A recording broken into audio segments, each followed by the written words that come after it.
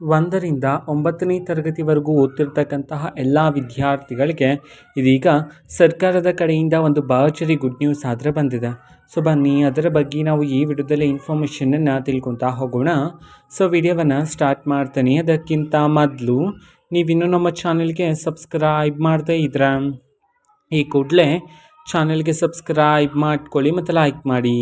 So ಈಗ ನಾವು ಇನ್ಫಾರ್ಮೇಷನನ್ನು ತಿಳ್ಕೊತಾ ಹೋಗೋಣ.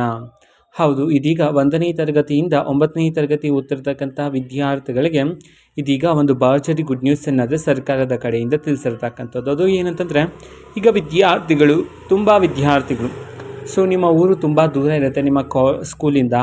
ಸೊ ಆ ಕಾರಣದಿಂದಾಗಿ ನೀವು ಬಸ್ನಲ್ಲಿ ಪ್ರತಿದಿನ ಪ್ರಯಾಣವನ್ನು ಮಾಡ್ತಿರ್ತೀರ. ಅದು ಸಹ ಸರ್ಕಾರಿ ಬಸ್ಸಲ್ಲಿ ಪಾಸನ್ನು ಮಾಡಿಸ್ಕೊಂಡು ಪ್ರತಿದಿನ ಪ್ರಯಾಣವನ್ನು ಮಾಡ್ತಿರ್ತೀರ. ಆದರೆ ಪಾಸ್ನ ಅವಧಿ ಮಾರ್ಚ್ ತಿಂಗಳಿಗೆ ಮುಕ್ತಾಯ ಆಗಿದೆ. ಓಕೆನಾ. ಸೊ ಆ ಕಾರಣದಿಂದಾಗಿ ಈ ಬಾರಿ ಏಪ್ರಿಲ್ 10ರವರೆಗೂ ಸಹ ವಿದ್ಯಾರ್ಥಿಗಳಿಗೆ ಪರೀಕ್ಷೆಗಳು ಆ್ಯಂಡ್ ಕ್ಲಾಸಸ್ಗಳು ಇರ್ತಕ್ಕಂತಹ ಕಾರಣದಿಂದಾಗಿ ಇದೀಗ ಸರ್ಕಾರದ ಕಡೆಯಿಂದ ಪಾಸ್ನ ಅವಧಿಯನ್ನು ಮುಂದೂಡಿಕೆ ಮಾಡಲಾಗಿದೆ. ಏಪ್ರಿಲ್ 10ರವರೆಗೂ 1ನೇ ತರಗತಿಯಿಂದ 9ನೇ ತರಗತಿ ಓದ್ತಿರ್ತಕ್ಕಂತಹ ವಿದ್ಯಾರ್ಥಿಗಳಿಗೆ.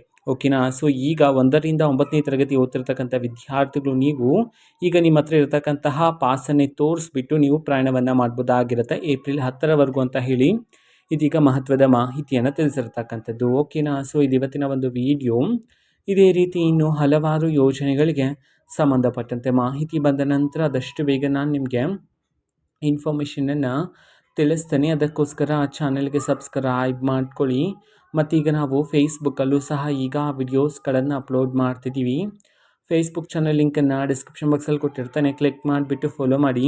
ಓಕೆನಾ. So thank you, bye.